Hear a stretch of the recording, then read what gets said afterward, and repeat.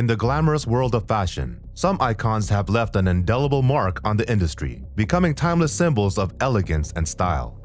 One such name that instantly comes to mind is Coco Chanel.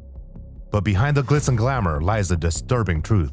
Is it true that amidst her success, Coco Chanel, a renowned fashion designer, influential trendsetter, and owner of a billion-dollar brand, was also involved as a Nazi spy? Well, let's start by getting into the beginnings of Chanel's life. Early life. On August 19, 1883, a girl named Gabrielle Chanel was born in the quaint town of Saumur, France. Adopting the name Coco, she revolutionized fashion as we know it today. But how did she get there? At the tender age of 12, she and her sisters found themselves in a peculiar situation. Abandoned by their father and orphaned by the loss of their mother, they were left with no parents to guide them. Their destination? An orphanage nestled within the walls of a convent. Amidst the black and white habits of the nuns, Coco's nimble fingers learned the art of sewing. Like threads weaving a tapestry, she was inspired by the contrasting colors that adorned the nuns.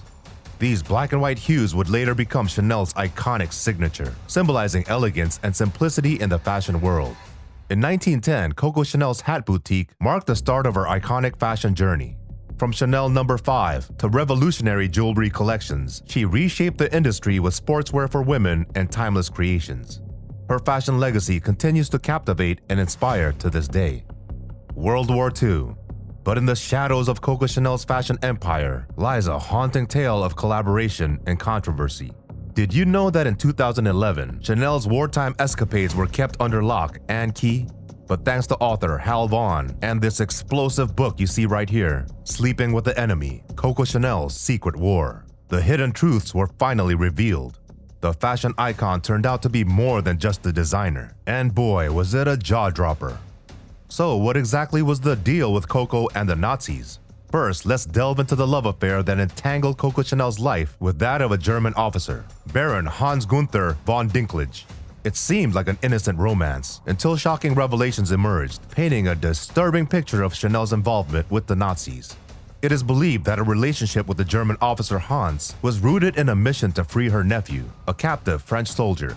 But was that the only reason? Vaughn's investigation discovered that she was actively collaborating with the Nazis and might have even played the role of a spy. Talk about a double life.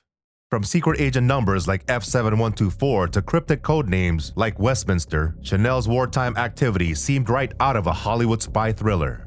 As Vaughn's book describes, Chanel's connections with high-ranking figures like the Prince of Wales and Winston Churchill became assets she could exploit. Her influential 10-year relationship with the Prince of Wales set the stage for a new fashion era in England.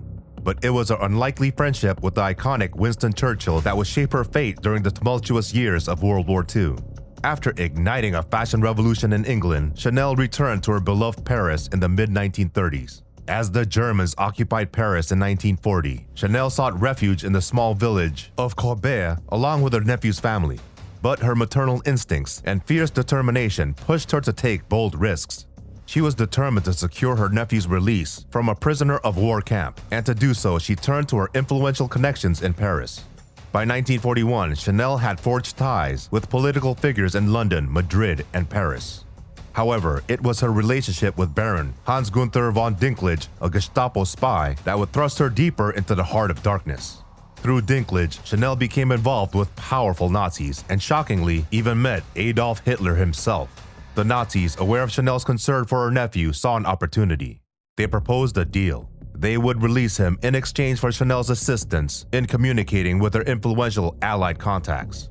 Desperate to save her family, Chanel accepted the Faustian bargain and embarked on a risky mission to Madrid, accompanied by Baron Louis de Vaufferland. What happened in Madrid remains shrouded in mystery, as no documentation has ever surfaced.